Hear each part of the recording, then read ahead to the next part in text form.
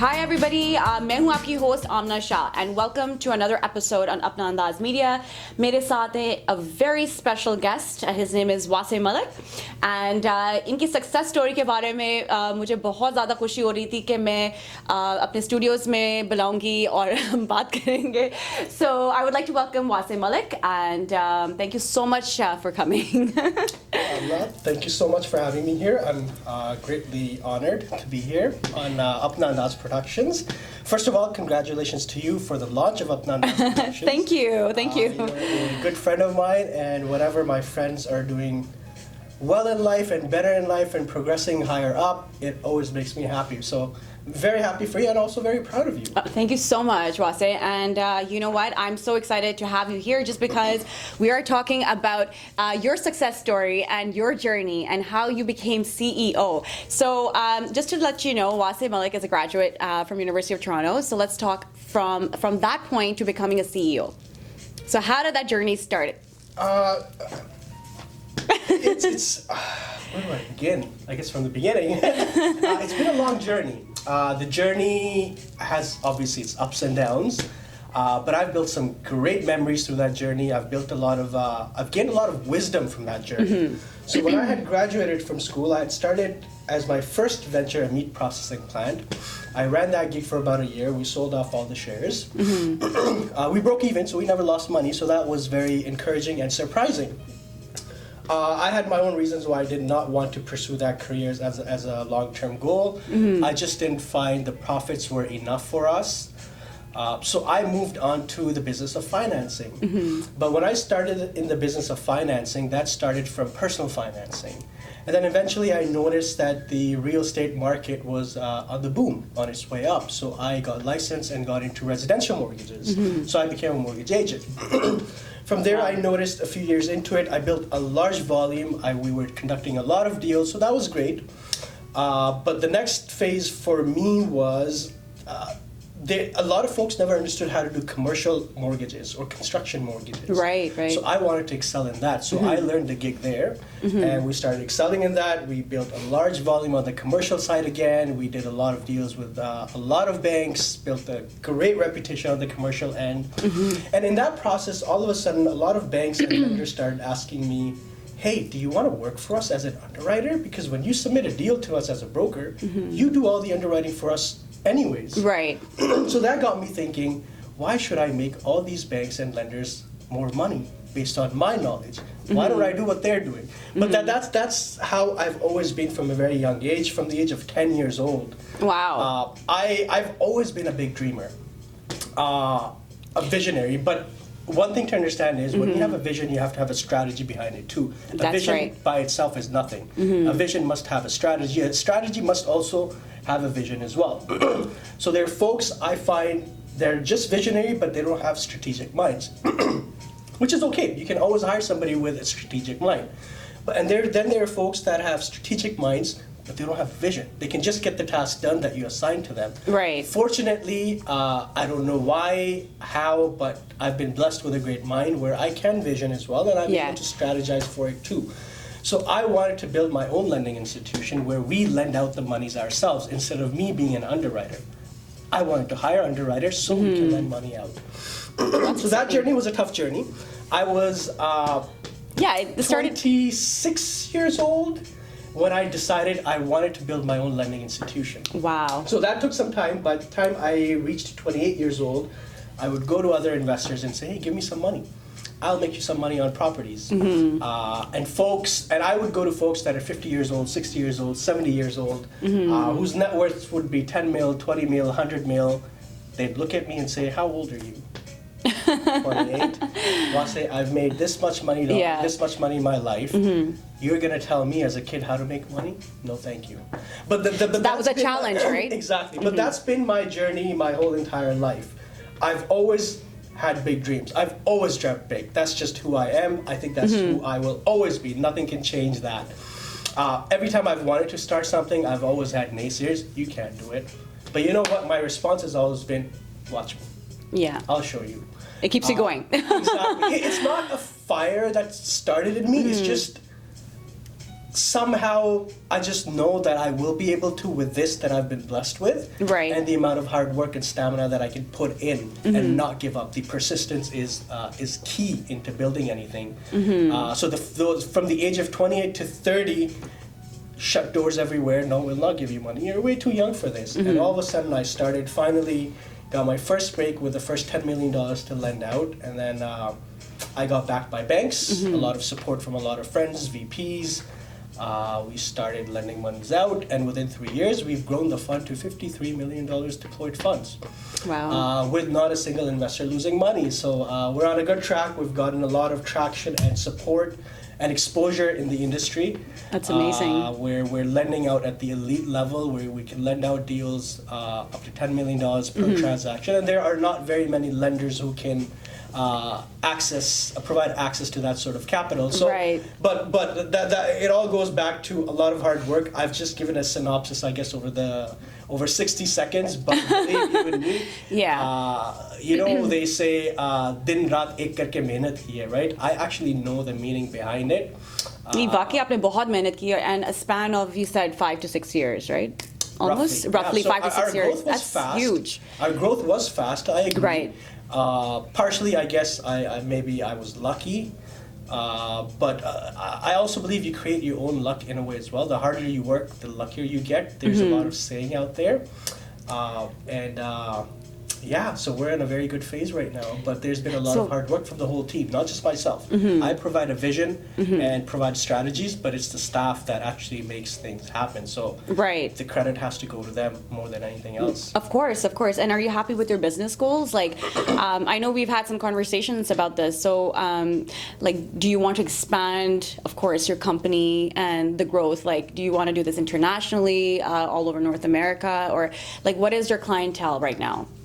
Are you just focused on Desi market, or is it just North America clients, ethnicity, just everybody?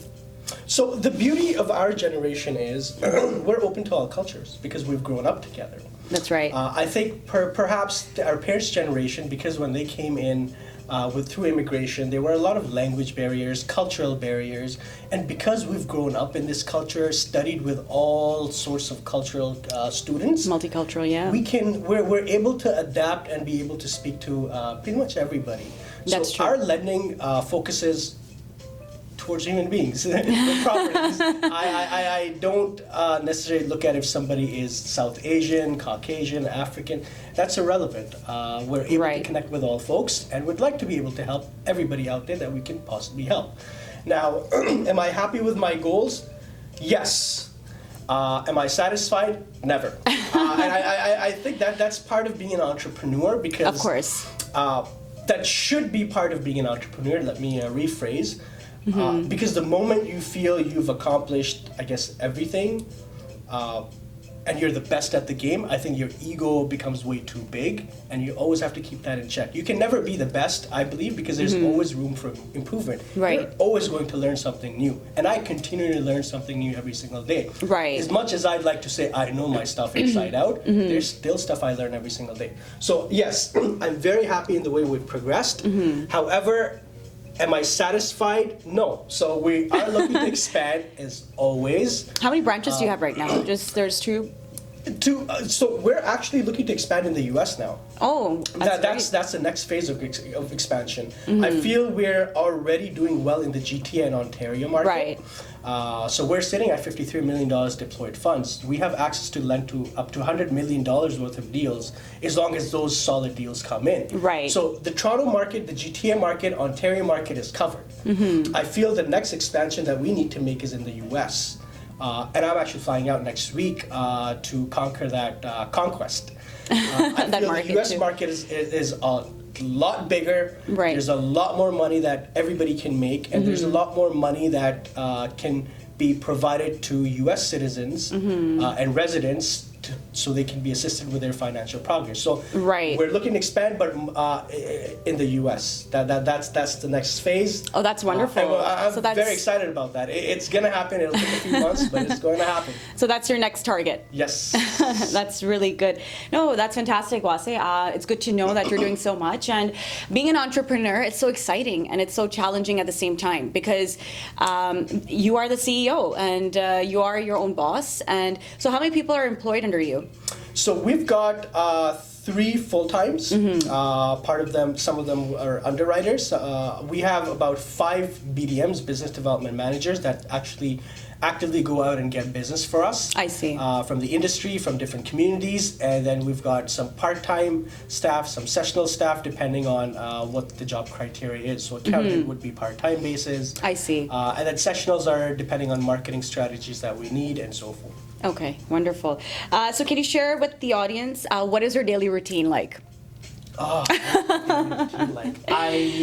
What keeps you motivated? What keeps you motivated? So okay, I can answer both questions. Because I love to you talk. do work. No, you do work long hours. So what keeps you motivated to keep going? And so what is your motto in life that you would like to share with our audience? Yes. So I wake up at 6 a.m. every morning. That with an alarm, without an alarm, that's just an automatic thing.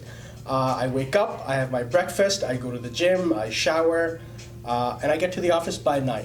Wow. Okay. Sometimes I'll get to the office by 8. Really depends on the tasks in the morning. I find I'm the most productive in the morning. Nice. A lot of the world is pretty much still sleeping. Yes, a lot of folks get to work by 9 o'clock at their full-time jobs, but people are still a little slow in getting their day and routine started. They need that coffee in the morning. They're exhausted. It takes a while to get up. Right. So I'm ready to go at 9 o'clock. That's Especially the business and industry that we're in. Right. A lot of the underwriters are just getting to work, and a lot of brokers are still asleep. So Of I course. find the time between 9 a.m. to 12 p.m. I'm able to get so much work done. From 9 a.m. to 12 p.m., all the day has been planned out already. All the important tasks that I need to complete, they get completed in those 3 hours. Really? And when I mean tasks in 3 hours, if you think 3 tasks for you are a lot, I'm actually completing 10 tasks. And I'm not a 10 procrastinator. tasks. And what are these So- tasks? You should I'm check curious to know. You should check my desk. It is nuts the amount of tasks. Because you do write things down, which is a really good thing. I mean, it's I understand things better when I write it down. I know Right. the technology has advanced so much, but I don't like writing things down on my phone. I actually like to write things down. Yeah, manually with pen a and paper. It just sticks better in my memory. Of course. And at the end of the day, that's what matters. I have to remember stuff. So that's the way awesome, I like 10 remember tasks. is what matters the most to my investors, to borrowers, to everybody. Right.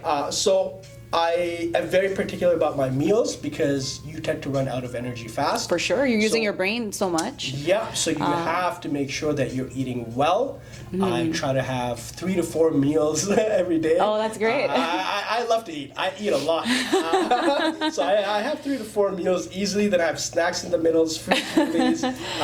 It's just genetically I don't get fat, but I Which is a love good thing, to eat. right? Because you're sitting down all day at your desk, so But I love that would be to a eat. problem if So a lot of my So- day goes into that. Right.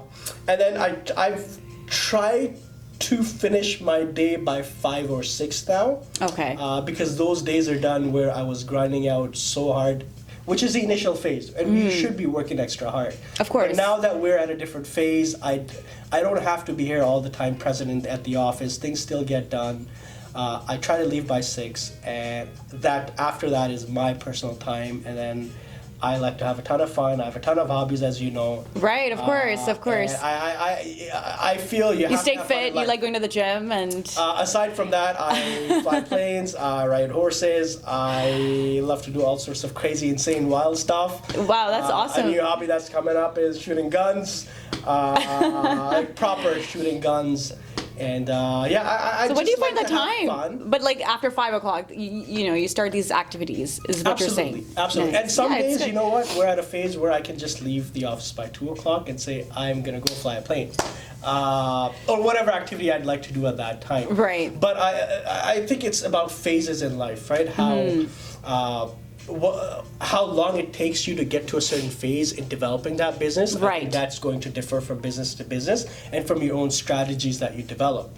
Which leads to my next question, because there are a lot of young entrepreneurs that are, of course, they want to start their own business. So what advice would you give to the audience? Because there are a lot of people that look up to us, of course, they're inspired and by these success stories. So, if there's anything that you can share with them, for those people that would like to start their own business, their own company, तो आप क्या share करना चाहेंगे? First and foremost, yes, I believe passion towards what you're doing is extremely important. But there comes a point where you have to put your heart aside and do your research the right way. Okay. The venture that you're about to partake, does it actually make sense profitability-wise? And that research has to be very unbiased. That's the first step. Once you have the research, and let's say the research is positive, it shows that yes, you will make money. Right. The next step comes in, what is the long-term vision? Where would you like to take the company? But what are the strategies to get to it? I find a lot of folks have big dreams and goals and ideas, but they don't go anywhere because there's no strategy behind it. You could sit in your living room, talk about it all day with your friends, with your family, with whomever you'd like, but if there's no strategy behind it, that vision is never going to go anywhere. So that strategy is important. Now, when you talk about strategies are not always going to be 100% credible and accurate. Right. That's right? true. As you're developing your business, you're also going through a learning phase. Of and course. that learning curve is extremely important.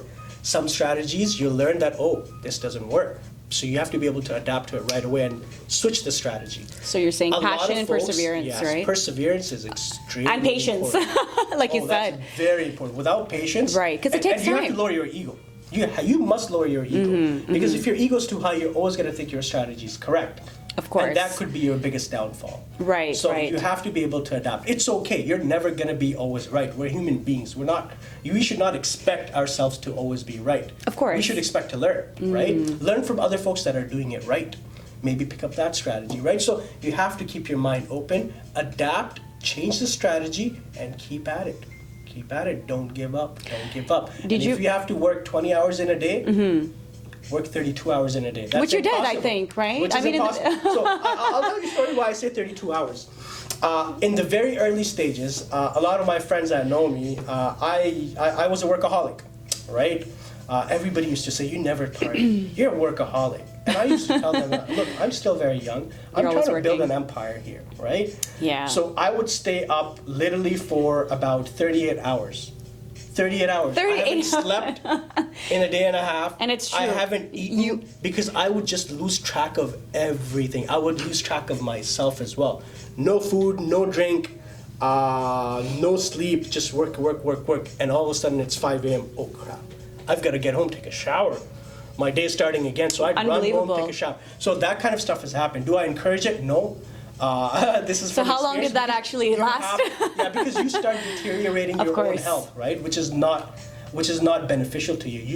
You have to make sure your body's working and performing at an optimal level. So that's key. So that's one lesson that I did not do right, and I'd love to pass on to our audience here, of course. to the audience, younger generation or older generation. You have to take care of your body.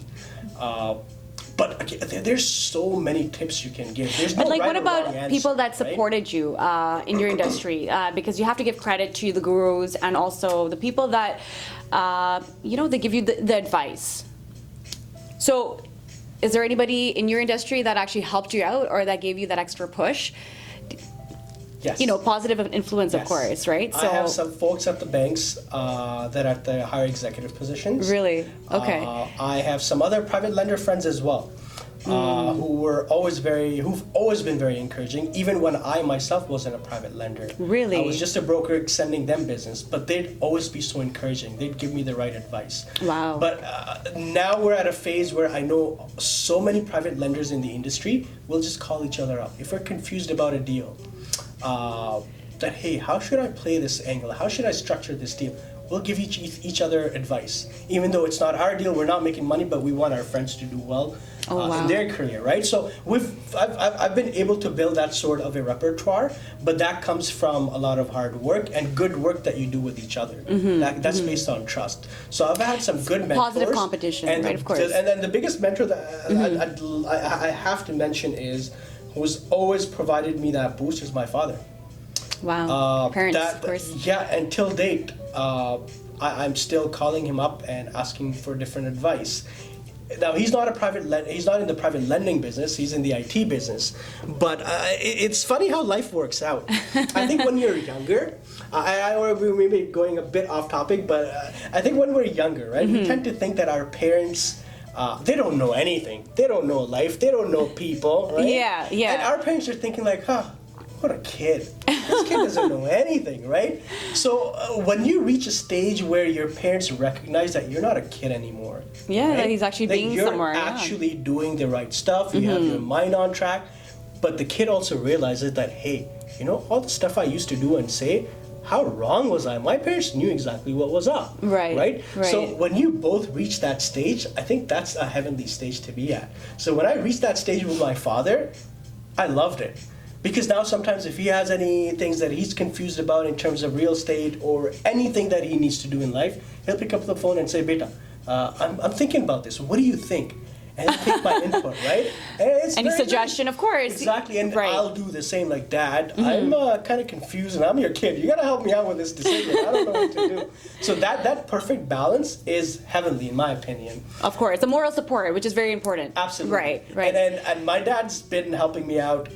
Actually, when I started my private lending, obviously the first people that knew about the launch were my parents, my family.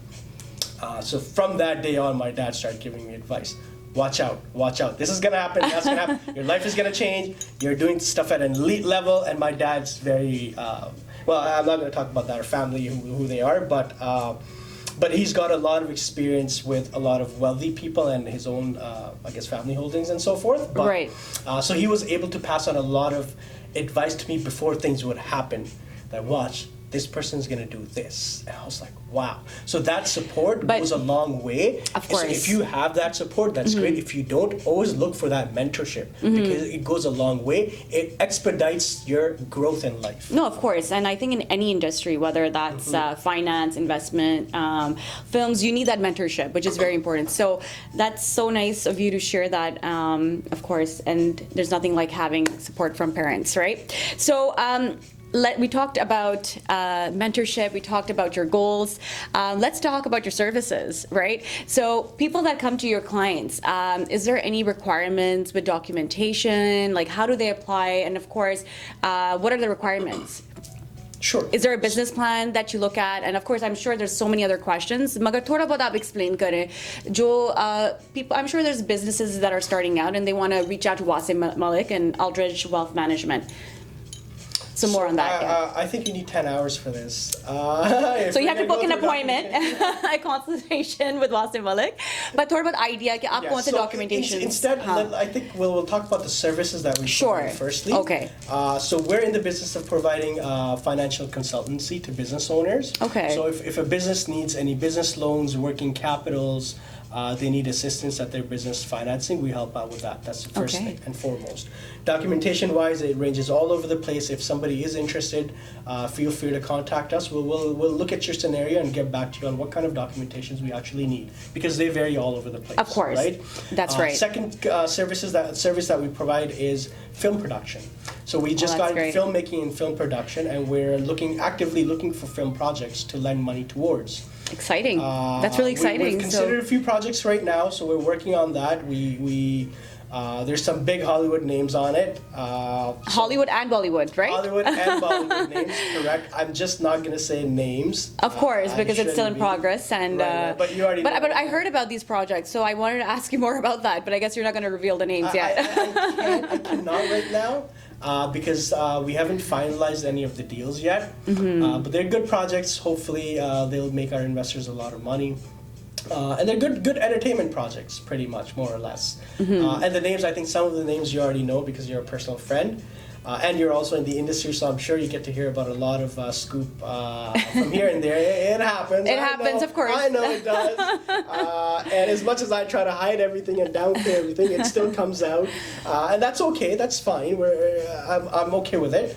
But yes, so we're getting to film production as well. That's another avenue we just created. We believe that's for our investors. It's a good industry to be in as long as you know what you're doing. Not every film project is going to be great and make you great money. That goes without any saying. So we're very selective in the projects we want to get involved with, and we're open to different genres. Okay, so you're lending out because of equipment. Like, what are the things involved in that? We're not lending for equipment. Just overall finance. We're lending to make a movie. So let's say there's a budget for a movie for $10 million to make it, and the budget includes everything, right? Locations, actors, actresses, crew, staff. The entire production. Exactly. So we're lending towards that, obviously, for That's a very interesting percentage point. on the film, and because hey, we like making more money. Of course, investors like making more money. That's what we're here to do. But in that process, it's not that we should be the only ones to make money. That's when you will never succeed in business. You have to make sure everybody that's involved in the project, everybody's happy, and everybody's becoming richer from those projects. That's right. The idea. So that's the second. And which leads me to the next question. So what is the motto? The mission statement for Aldridge Wealth Management? Make more money. Make more money. Make more money. There you go. No, so all jokes aside, the idea is the main motto is to be able to provide services to help alleviate stresses of different organizations and businesses, so they may become more successful. That's right. And in that process, you will make money as well. So it's funny. It's ironic we're talking about this point. I say to a lot of people, don't focus on making money on one transaction. Don't look at things that way. That's right. I see a lot of people saying, if I do this deal, I'll make $10,000. Okay, cool. But I've found through my own experiences, I used to think like that too.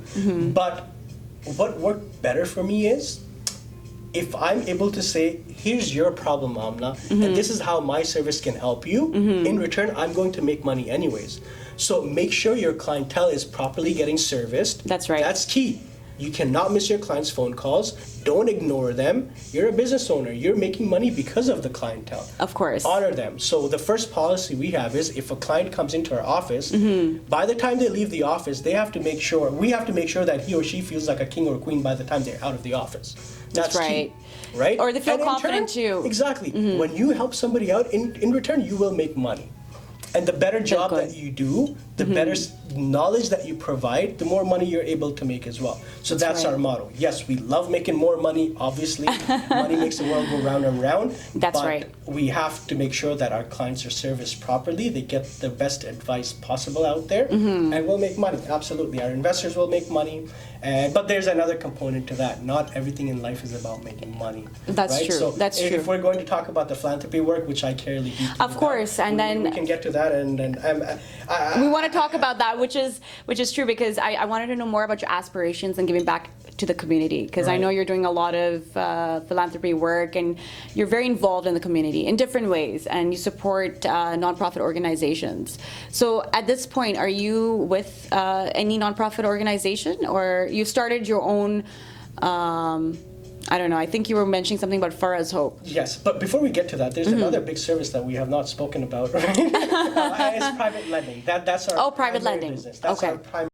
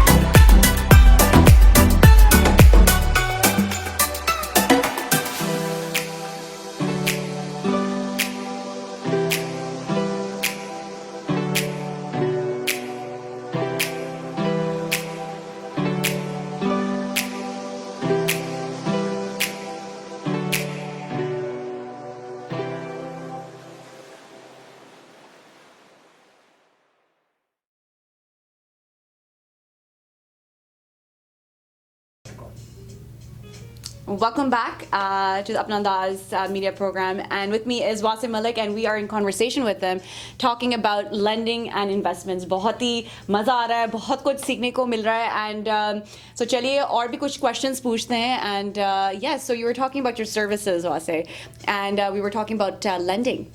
Yes. Private lending. Yes. So the biggest pillar of our business is private lending. So we lend money towards private residential mortgages, commercial mortgages, and construction loans. Now we operate on a private channel, so we are not in the space where banks provide you money at the bank rates. We're servicing deals at where the banks underservice. So we are more expensive because we're taking the risks that even banks are not willing to take. So we are more expensive. Okay. But the idea of private lending is, first of all, we're not predatory lenders. So if we find, when we underwrite the deal and we feel that after 1 year from our expensive money, you will become in a bigger problem and we'll have to kick you out of your property through power of sale, I'd rather not lend to you because I don't want to put you in a worse position than you are currently. Right. Right? We're in the space and we practice the business, the ethical business where I want to give you temporary money. Look at the scenario why you cannot get qualified with the banks, and the benefit with us, working with us, is we know the banking products. So when we underwrite a deal, we already know if you will be able to go into the bank after 1 year or not. And that's key for us. And if our money can allow you to fix those issues and go into the bank 1 year after, I'm okay in lending as long as it fits our parameters. If you're not going to become okay in a year or 2 years, I'd rather not lend. And some brokers come to me and say, well, that lender's willing to lend, but hey, let that lender lend. It's on their books, it's on their conscience, not on mine. I want to be able to sleep better at nights knowing that I've helped somebody become more successful in life, and that gives me immense joy. So we're in the world of private lending. So we do first mortgages, second mortgages. Okay. But with this institution, we have different departments. Right? One department is the investment department. So we're always actively looking for investors with money who are looking to invest into private mortgages. And the reason why I only deploy capital into mortgages is because firstly, I understand real estate market inside out. I look at a property, I can smell it. Somebody calls me about a deal, I can tell them on the phone whether I like the deal or not. It's just experience, we know. Right? I don't have to take huge. 2-3 days to say whether I like it. Let me analyze the situation here. So I don't like wasting anyone's time. We love to lend money, obviously, but the deals have to make sense. So one aspect is finding investors who are willing to invest into properties. And I like mortgages because it's backed by security, and the security is real estate. It's not money up in the air. Nothing against stockbrokers, folks that invest into that. It's just I don't like money in thin air. I want folks' money to be backed by real estate. So God forbid somebody defaults, we can actually sell the property and recover the investor's money. There's some capital. Exactly, the full money. And again, that depends on our underwriting parameters, how aggressive we want to lend, so our investors do not lose any money. And I think because of our strategies, nobody's lost any money. And keep in mind, I'm a nerd, by the way, right? I'm not a geek, but I'm a nerd. You like to study a lot cases about everything and anything. I'm always reading. I'm always doing a lot of research about markets. That allows me to understand and predict trends that are about to come. So I structure my fund up and down according to things that I predict may happen, right? Just to save my investors, whom I owe that research to. Right. So a lot of people will say, oh, I'm in the investment world, and they're pulling their hair out, right? Because that's all they do all day long. And then you look at folks that are in the lending world, in the mortgages world, they're so busy, they're pulling their heads out. And then there are administrators who administer mortgage deals. They're busy and they're pulling their head out. I'm in all three worlds at the same time. Oh my God. So when you were asking me initially what my day is like, my day is like insane every single day at work. Oh my goodness. Because I can imagine. I'm fundraising all the time. We're lending and underwriting deals all the time. Once we lend the money, we're also administering the deals, right? That the monies are going into the investors. And you're doing everything, is from what I can understand. So I'm overseeing the operations, but just because you're overseeing doesn't mean you can take time off every day. I think that's a big big misconception, right? That you're And these are your big own projects. boss. These are bigger, Exactly. very big deals. That you're your own boss. You can take time off every No, anytime of course you want. not. No, you actually can't. You're working. One self is replacing 10 employees, right? Yes, the only advantage is if something happens, you really have to take off. You can, right? You Of don't have course. to seek approval from your boss. You are the boss, right? So that there are advantages, but know that you're gonna have to work 10 times harder than anybody else out there. But at least you're growing your own baby. Of Right? course. Your business is your baby. At least my business. You're is my investing baby, time right? into Right? these projects, and So that keeps me very, very, very occupied all day long. And then we lend, obviously, for mortgages, and that's the other craziness, insanity that happens all day long. But these are the we different keep our areas that you're. investors protected. So Right. that's our primary business that we excel at. Are you thinking of partnership, Wase? In the lending business, am I? Because you are wanting growing and to- you're expanding, like you said, you want to expand internationally. so- I find it to be. I have a hard time finding good partners. You're so I'll tell you- self-sufficient. No, it's not about being self-sufficient. Sorry, I must clarify what I mean before Right. the wrong intention or the meaning is taken out of this. Of course. I'm very, very, very highly motivated in life. I've always been like that. I think maybe a bit too much than somebody else out there. Overambitious.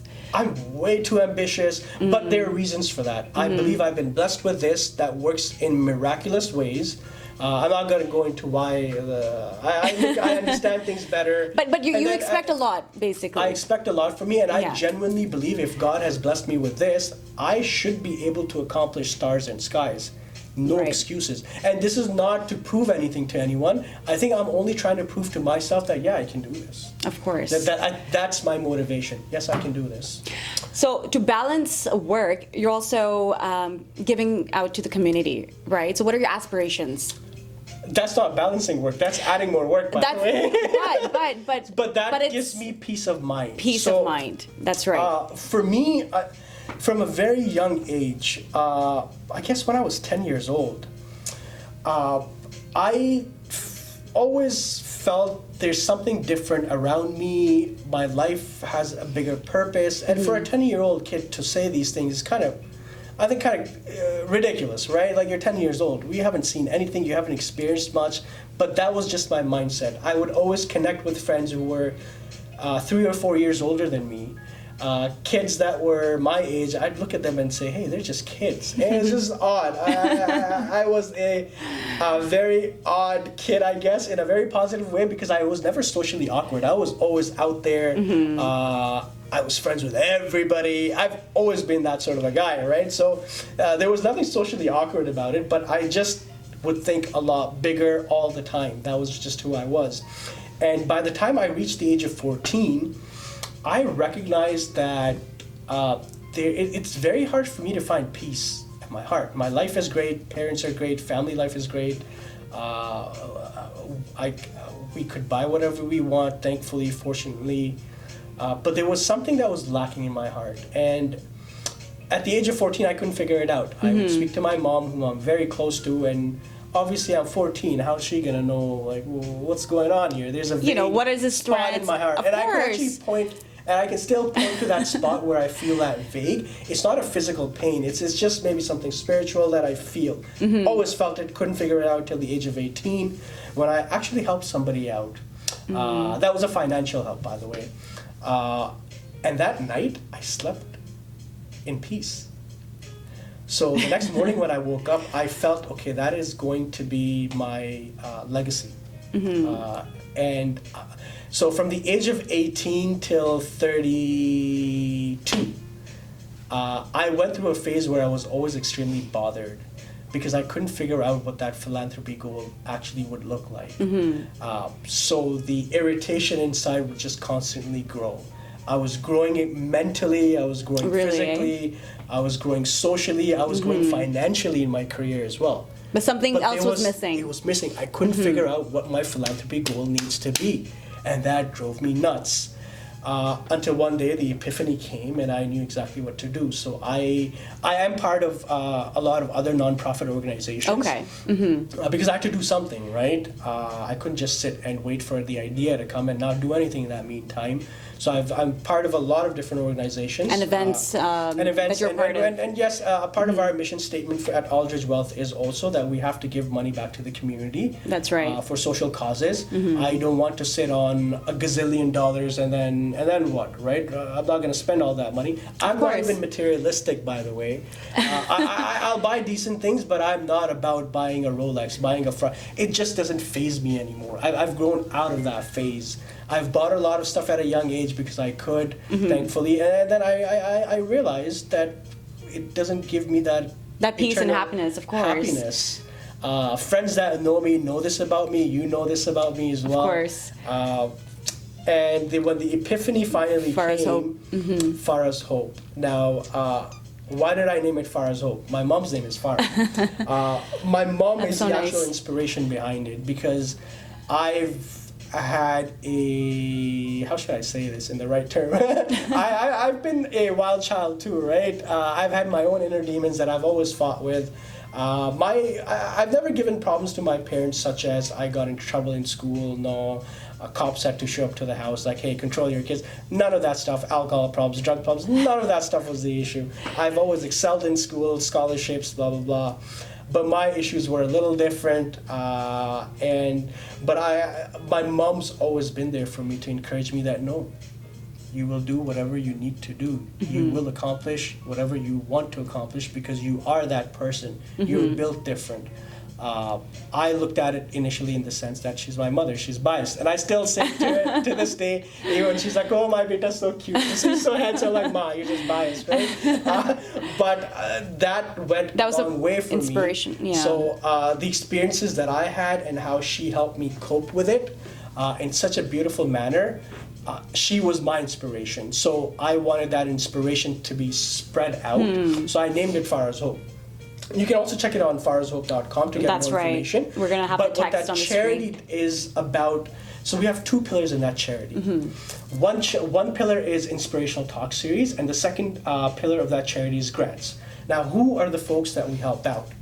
We're actually helping out young kids, youth, between the ages of 16 and 24, who are facing physical or mental challenges, or both, because there's some kids that are facing physical and mental challenges together.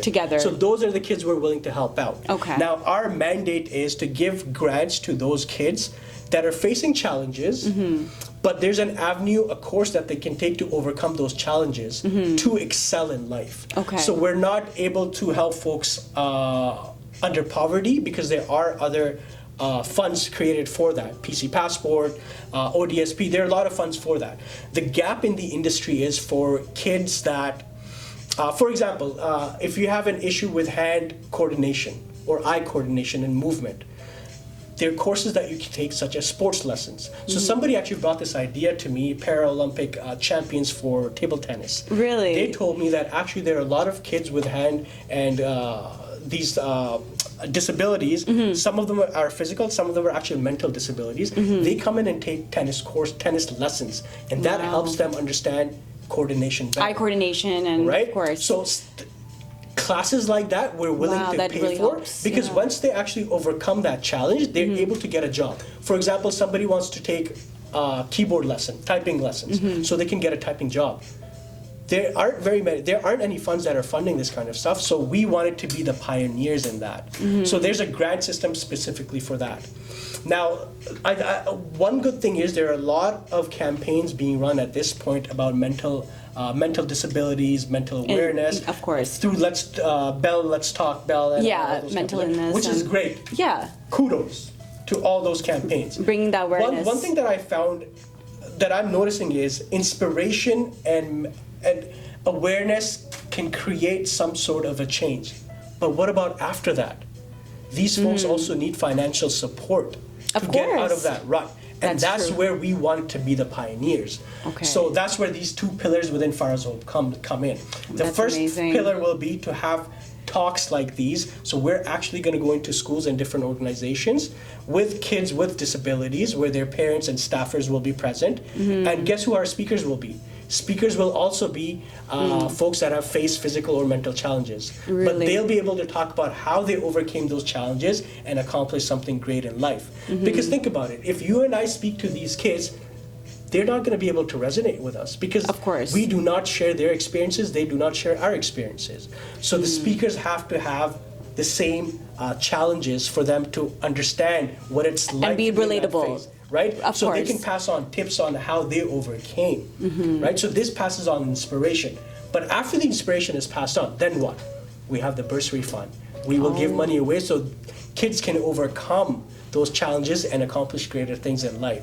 So that's the gist behind Farah's Hope, and we're working towards with a lot of powerful and credible organizations that love the idea because there's nothing like that out there right now in terms of course. the inspiration series, in terms And of the the bursary. grant programs, right? Yes, yes. So Peel District Board, School Board is jumping on board. Congratulations. William Oscar Foundation is jumping on board. Skills for Life is jumping on board. We're That's in talks with fantastic. a lot of different folks. Our first event is gonna come up. I won't disclose the launch dates. date yet because we're still trying to figure out which date that Of first course. talk will be. We have a lot of celebrities as well that are teaming up on this project. That's amazing. Because we have that network through film production and all our networks. And then we're gonna be sharing a more lot of that. athletes Yeah. and at some point, Celebrities notice and, they might come in and start talking about the challenges that they faced as well, right? Yeah. And I think that's key.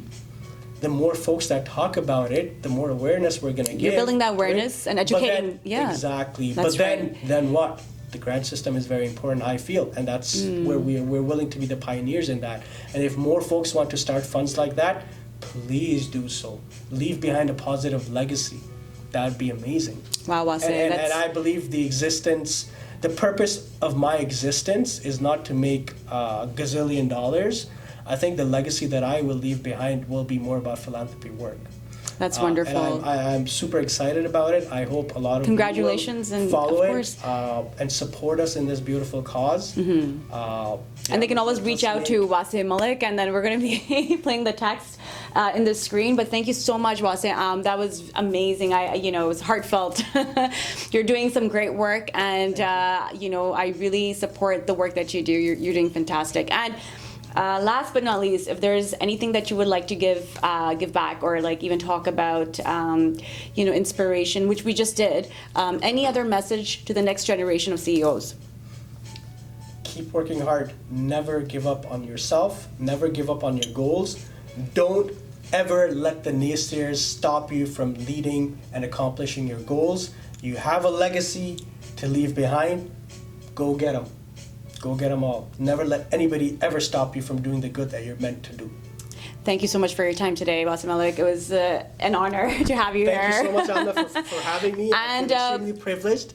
Thank you very much. And you're going to be And thank more you to all the updates. crew that's here as well for your time and great efforts. I appreciate it. We'll be sharing more on our Apna Andaaz page, and with more updates about the dates and launches for Farah's Hope. So till next time, inshallah, we'll see you again on Apna Andaaz program. And thank you for listening to me as well, to all of you folks. Till next I time, appreciate it. Allah Hafiz.